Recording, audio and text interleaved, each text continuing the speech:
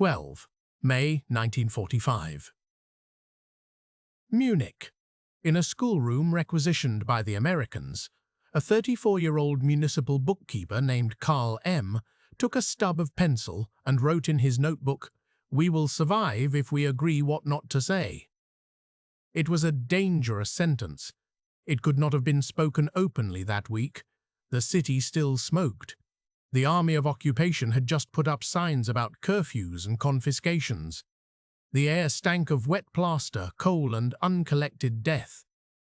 But this line was the mathematics of his next decades. Silence as currency. Silence as ration.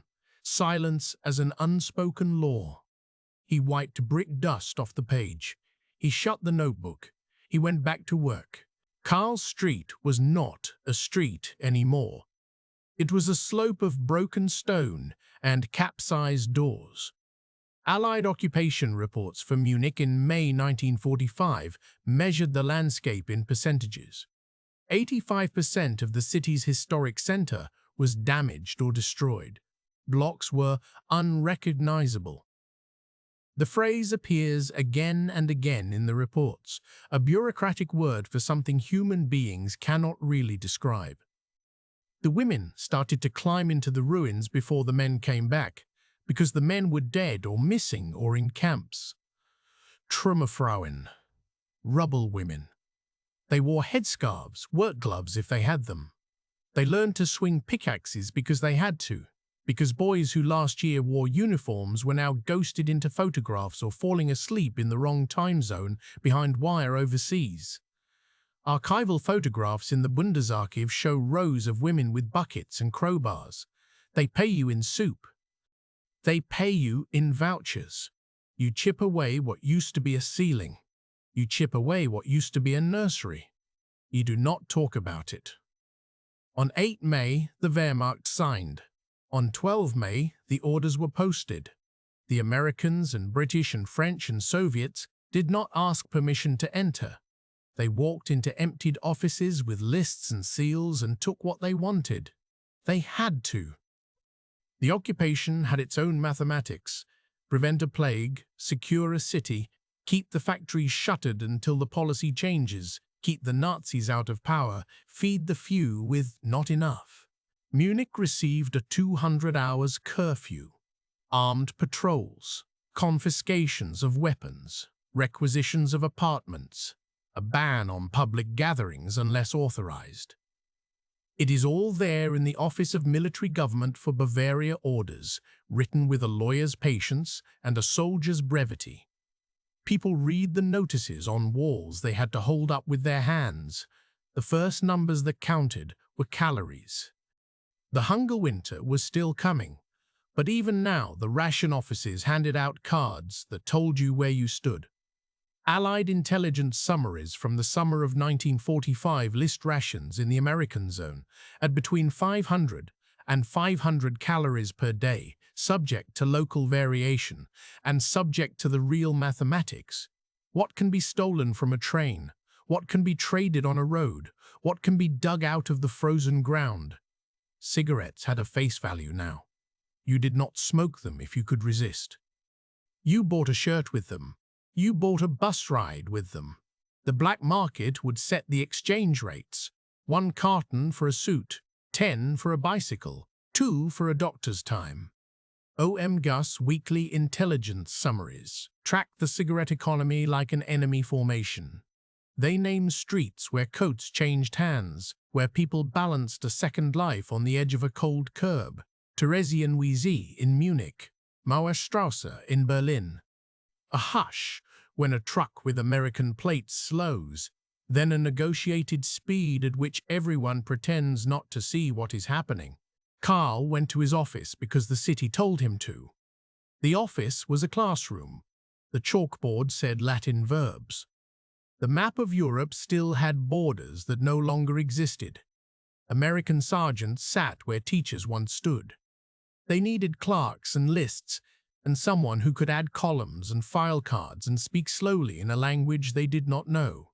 A man in a green uniform gave him a stack of index cards and a metal box. "Housing," he said. You count rooms.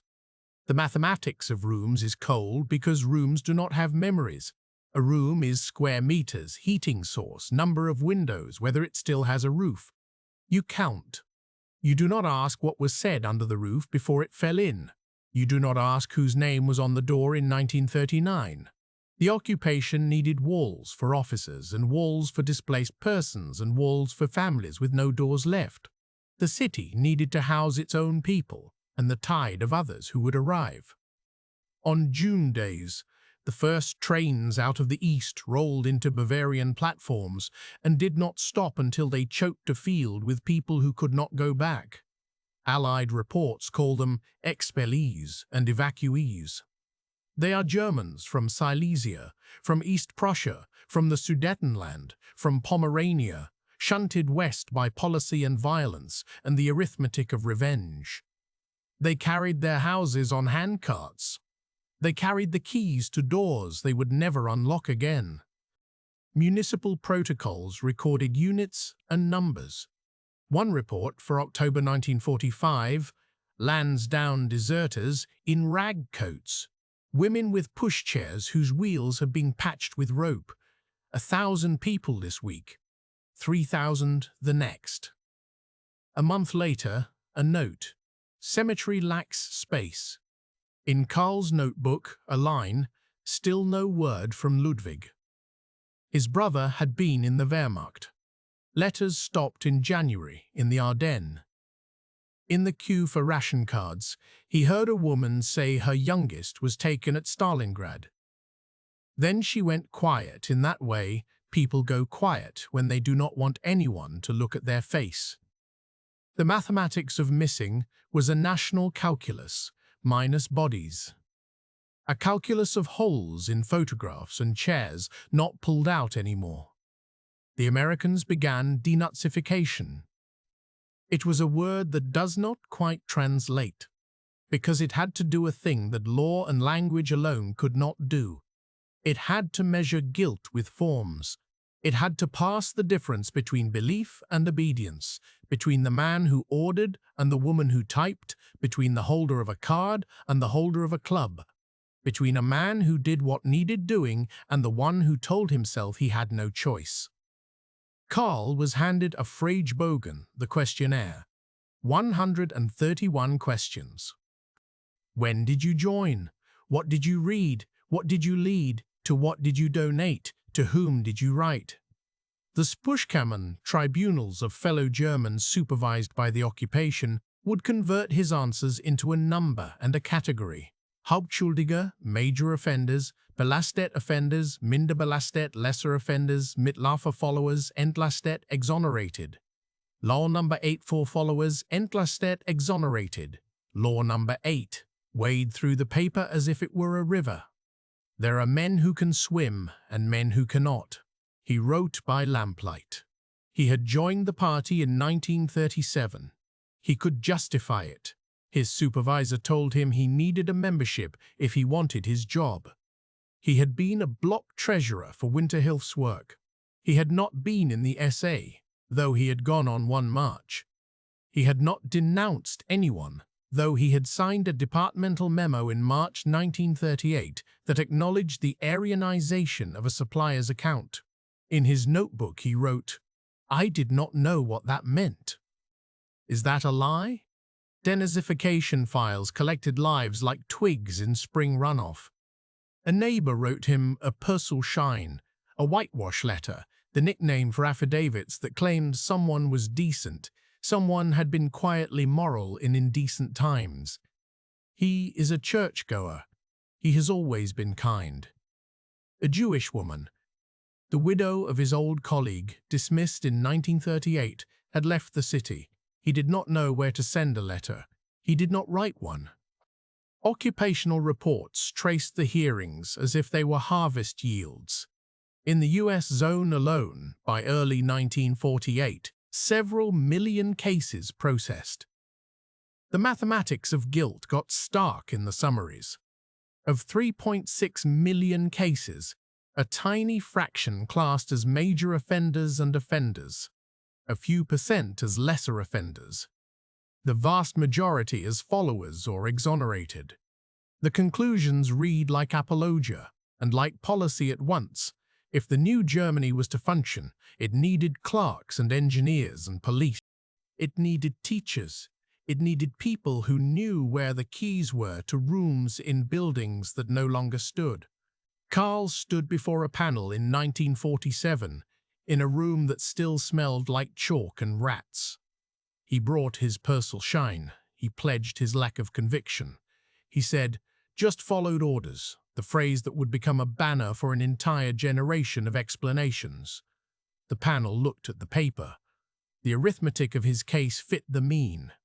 Minderbelastet, lesser offender, a fine, a period of disqualification from public office. He walked out and went back to counting rooms until the ban expired. And then he took an appointment in the city housing office again because they had more files than hands. The hunger winter of 1946-47 made every man and woman in Germany a biologist. You learned how to tourniquet your hunger by sleeping longer, by pretending you had a fever to keep your body still, by dressing your children in 2 sweaters and a blanket if the coal ran out. Turnips, endless. Potatoes that sprouted long, pale fingers in the dark. There are photographs of Berliners dragging tree roots out of parks. The winter had a name like a rumor and a taste like dust. The mathematics of calories became poetry among housewives and a military code among men. A kilo of sugar for a week's wages, a sack of coal for a watch. Karl went on Hamsterfahrten, hamster runs, to farms in the Bavarian countryside. He packed a trunk with wedding linen and a silver coffee pot he had inherited. He traded metal for tubers. He climbed back on a truck that had no canvas because it had been taken for something else. It snowed inside the truck and everyone pretended it did not. His hands swelled with chilblains. He wrote in his notebook, "It is harder now to feel shame. Hunger eats up categories." Across the road from where he worked, the displaced persons camp at Ferrenwald grew loud, and then went quiet, and then loud again. Jewish survivors, Polish laborers, Ukrainians, Balts, hundreds, then thousands. The camp's own economy ran on rumors of visas and little enterprises. A barber, a tailor, a black market like all markets, except the goods held a different kind of grief. You could hear Yiddish songs from the path on a Sunday. Archival accounts from the Joint Distribution Committee list the camp's festivals, births, weddings, and funerals. A rabbi, a resistance veteran staring at a wall. The arithmetic of what had been done in the name of people like Karl sat in those woods in neat rows of tar paper barracks and carefully tended vegetable patches. In June 1946, he stood in the street when a group of men and women from the camp walked to the city center with banners in Hebrew and English. They wanted ships. They wanted the right to leave a continent that had tried to exterminate them. Some Germans clapped. Some turned away. Some muttered.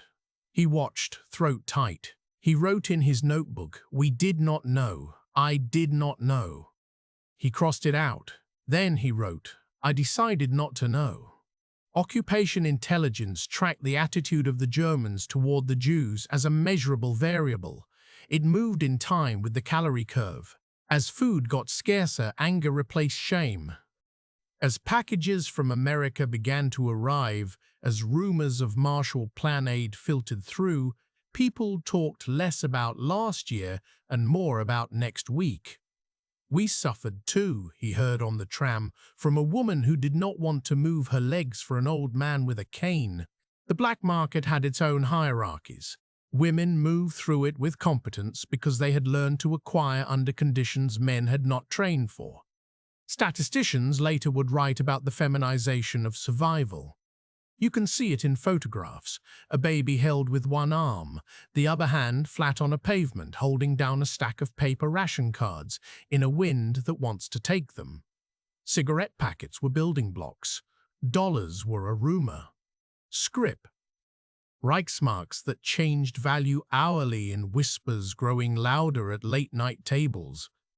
Then, in June 1948, a Sunday morning that felt like a revelation even if you did not have a church. The currency reform, Deutsche Mark, the DM. 20 marks per head to begin, given to you in a neat stack as if it were a sacrament. Shop windows, empty for years or filled with items the wrong size at the wrong price, suddenly had goods in them. A woman who had not smiled in a decade stood and looked at a display of soap and had to sit down. The black market broke like a wave. The mathematics of trust changed. You could plan again. Carl held the new notes and looked down a street that still ended in rubble but had suddenly, invisibly, acquired a future. The weekly intelligence summaries charted a line that bent upward: output, trade, morale. That same summer, Soviet forces cut off Berlin. The airlift turned into a miracle measured in flight schedules. Over the radio, you heard the numbers, the tonnage delivered, the mathematics of survival turned into a story that could make you cry. The Cold War came like a room dividing itself. The arithmetic of occupation became the arithmetic of alliance. The categories changed, but the math still favored some over others. Anti-communism could whiten a past far faster than any Persilshine. Files disappeared into drawers. Files reappeared on certain desks when needed. Men you remembered from a parade ground in 1936 now wore suits and sat behind telephones that linked them to ministries. The system required stability. Stability required experience. Experience wore a uniform once. Civil servants returned under Article 31 of the Basic Law. The state restored pensions and careers to many who had been removed. Bundesarchiv records described the process with the same voice they use for train schedules and flood insurance. The words "do not sweat." The consequences did. In the housing office, the mathematics of rooms had turned political science into craftwork. The expellees did not stop arriving. They would not for years. A family from Glatz put their children on a bench in Karl's office and fell asleep. A young mother from Königsberg said the words, "I cannot dream anymore," in a voice that spilled on the floor. Bavaria's population swelled by more than a third through the late 1940s. 22% of its people were from elsewhere. Rooms were requisitioned by order. Wohnraumbewirtschaftung. The word means you feed and water apartments as if they were livestock. Karl knocked on a door in Schwabing. A woman looked him up and down and told him there was no space in her house. He read the order. He had measured the flat. 12 square meters per person was the aim. She had 24. He had a family of 5 in the hallway behind him. He kept his voice like paper. "Open the door." She opened the door. He wrote down the names. He wrote down the names. He wrote down the meterage. When he got home, he could not stand to be in his own kitchen for a while. He went and sat in the stairwell and wrote in his notebook, "The arithmetic of rooms is not neutral. It feels like an accusation." Contact with the people in the camps was mostly through the frame of work. The city made contracts to haul trash away from Fehrenwald. The Jews organized cultural evenings and printed newspapers in Yiddish in which they wrote the news of a world they hoped to see. When a child died in the camp, the burial took place in silence and then in song. A farmer in the next village said something about black market under his breath, then accepted payment with an American cigarette. A DP from Ukraine carried bricks on a municipal job and stared at Karl when he came to inspect the site.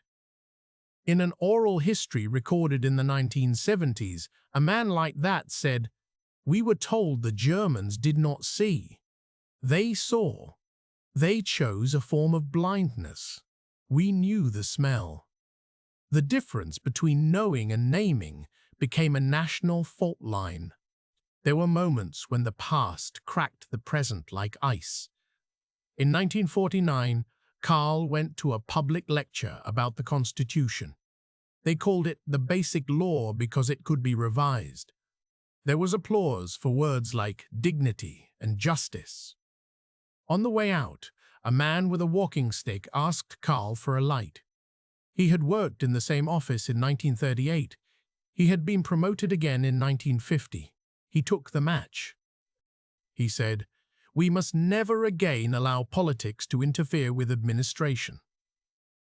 Karl walked away before the stick hit the pavement a third time. He got promoted in 1951. The boss who signed his evaluation had been a Kreisleiter before 1945. He wore a tie pin now, not a party badge.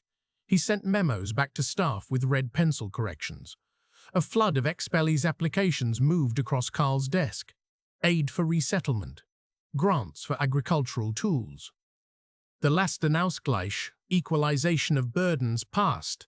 Compensation to those who had lost property. The mathematics of property swapped ownership for sums that did not fit the size of the loss, because no sum fits a house filled with photographs. But it fit the needs of a republic. It gave the uprooted a stake. It gave the majority a manageable guilt. School books changed. The first ones had been written fast under supervision. By 1952, they wore the gloss of normalization. It was possible to turn the years 1933 to 1945 into 8 pages. 2 pages would cover the rise of the Nazis. 1 page would cover persecutions in the abstract. 4 pages would dwell on air raids and the suffering of civilians, and a page would be devoted to expulsions, stated as a catastrophe without a preface, as if history had given birth to violence without a father. Karl's son learned to draw bomb craters. He did not learn the names of camps, not yet. Public commemorations added 1939-1945 to stone memorials that had long carried the dates 1914-1908. Unseren Gefallenen, to our fallen. A noun without a subject, a death without a cause. People found ways to acknowledge and not acknowledge at once. You could treat the DP camp like a foreign country and be polite at the border. You could write letters to the church about remembering the dead and avoid listing certain names. Confessional statements from Protestant and Catholic leadership in 1945 and 1946 spoke of collective guilt and individual responsibility, and then congregations went back to collecting for soup kitchens. It was necessary, and it was not enough. Work replaced prayer for many.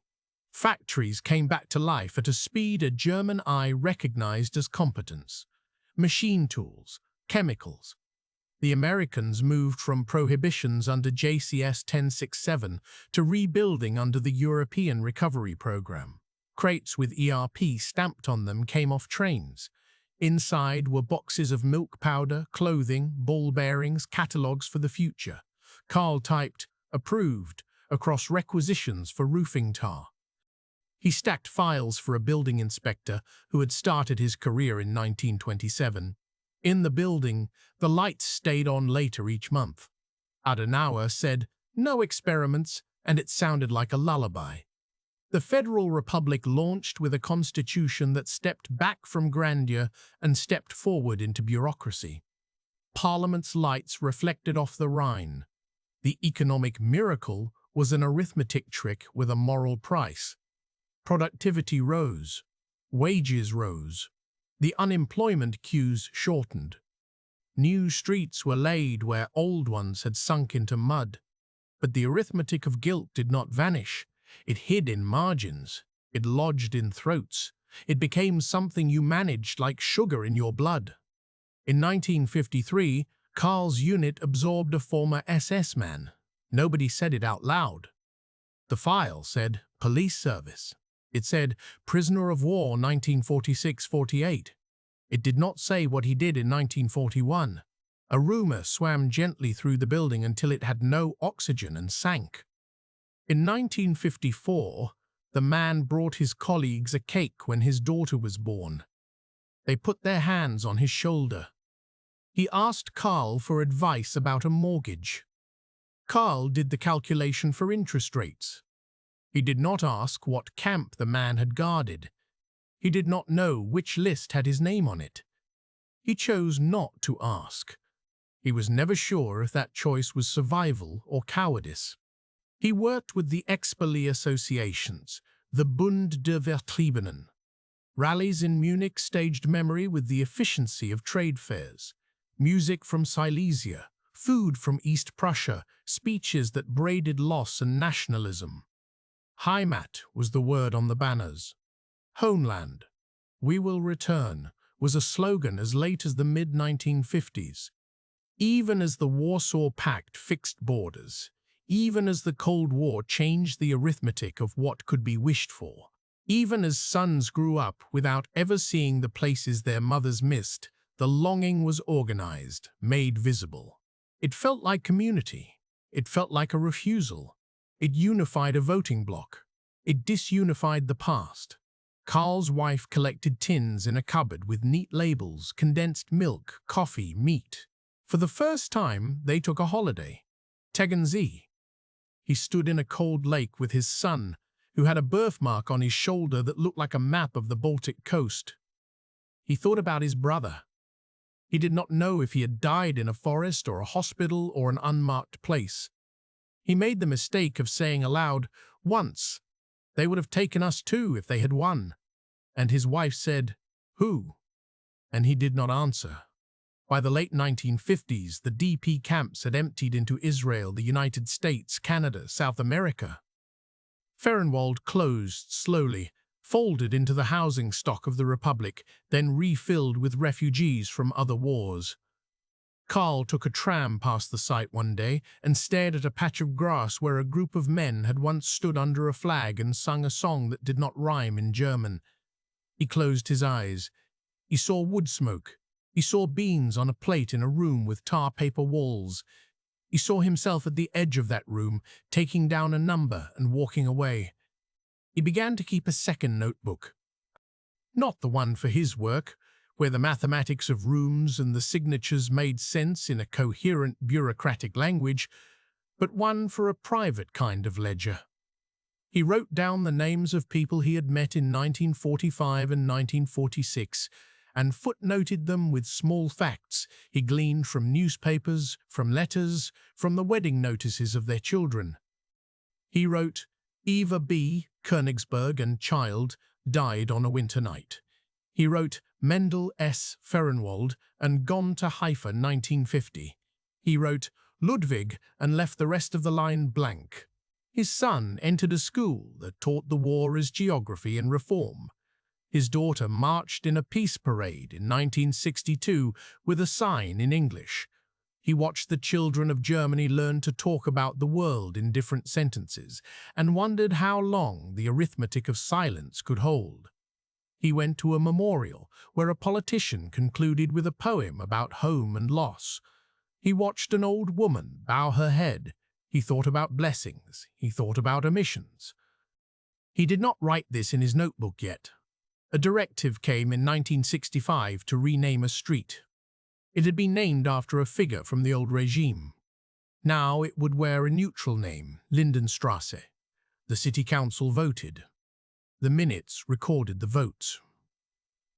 The file sat on Karl's desk for a moment before it went to the archive.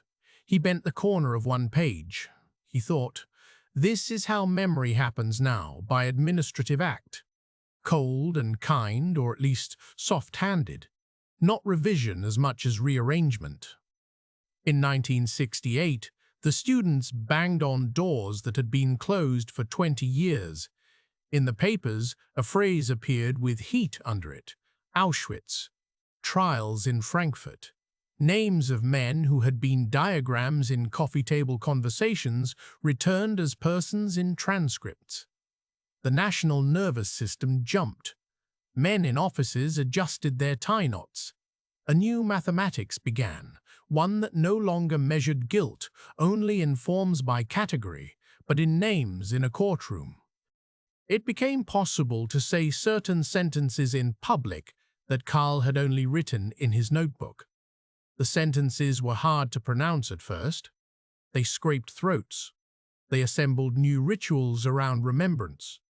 Karl retired in 1976. He wrapped his pencil. He handed over the metal box that had been his first tool in 1945 to a junior who did not know what it had once contained. He took the tram home at 10 in the morning and did not know what to do with the light. He went to the public library and read a book about the city's reconstruction. He recognized a photograph of a street he had measured in 1945 by the length of his boot. He remembered being 34, the way you remember getting off a ship. In 1981, the city opened a small exhibition about the DP camp. Photographs, names on placards, a guest book for comments. He went alone. He read every caption twice. It was the first time he had stood in a room where the walls were dedicated to that particular memory. He wrote in the guest book, "You fed us by leaving. You taught us by staying as long as you did." He left without signing his name. He began to walk the city in a pattern of visits to memory. The mountain of rubble at Olympia Park, landscaped now, had a path that wound around it like forgiveness. He climbed it in the morning and looked at the roofs he had once counted. The Frauenkirche's onion domes stood clean against a sky that did not remember what they had looked like, blackened. The air around the Victualian March smelled like apples and sausage. The smell of coal smoke had receded into the last layer of your clothing. He went home and wrote in his notebook about rooms that had become lives again. One evening in 1983, he took out the small tin that held his brother's last letter and read it again. It had been written in December 1944 on flimsy blue paper. Snow. A joke about the coffee. A line about the Russians. It held no politics, just a sense of fatigue and a young man's sincerity. He took a photograph of his brother from a drawer. The picture still shed light. He placed it beside the letter and wrote, "The arithmetic of missing had become the arithmetic of memory. It is just as exacting." The complexity of living in the post-war years did not resolve into a moral that could be carved on stone. It became a texture. It lived in the way a man paused before saying a name. It lived in the bureaucratic notes he had written, which, after a certain date, had become smooth and precise, and then, in the late nights, had acquired an old man's wobble. It lived in the pauses of his daughter when she asked questions about her father's youth that she could not quite phrase. He did not provide answers he had not earned. He went to a service once where a priest spoke about guilt as a lake you had to swim across. He did not know if he believed the priest. He believed in numbers more than in water. He had learned how to count lives in rooms and rooms in lives. He had learned where the city hid its losses and where it displayed them. He had learned how to live with an absence like an extra key in his pocket. He read in the paper about a village that had finally put up a plaque to the Jews who had been deported from it in 1942. The names were arranged alphabetically. He went there that summer and stood in front of the plaque. A woman walked by and nodded without stopping. He wrote a letter to the paper in neat handwriting and did not send it. One winter night, he opened the old notebook to the first page and read the sentence again. "We will survive if we agree what not to say." He thought about the year he wrote it in. He thought about the rooms he would later fill and empty. He thought about the categories and the hearings and the men who corrected his work with red pencils. He thought about the women with buckets and the men with rifles and the children whose cheeks were flushed purple with cold. He thought about the camp in the woods with songs he did not understand. He thought about the arithmetic of rooms. He thought about the arithmetic of guilt. He thought about the arithmetic of the Cold War, and how one side of a ledger could cancel another but never erase it completely. In 1985, he started a new notebook. He wrote, "We did not survive only by agreeing what not to say. We survived by writing down what we owed." He then listed what he owed. A bucket carried by a woman he never thanked. A loaf stolen from a truck he pretended not to see. The extra room he took from his neighbor so that a family would not sleep in a hallway again. The day he clapped without knowing why. The day he did not clap when he should have. The economic miracle had provided food and warmth. The legal miracle had provided rights and protections. The political miracle had provided stability. The moral arithmetic had never balanced, but it had been kept on a ledger that could be opened by anyone who wanted to look. This, he thought, was the point. To keep the books in order. To allow for audit. On the last page of the notebook, on a date he omitted because he no longer wanted time to be a witness against him, he wrote a final sentence. It was not a dangerous sentence anymore. It did not need to be hidden. It was a line that could be written on paper that did not crumble. It was a line that did not need to be whispered. He wrote, "In my life, the front line ran after 1945 through my memory and my paperwork, not across a battlefield.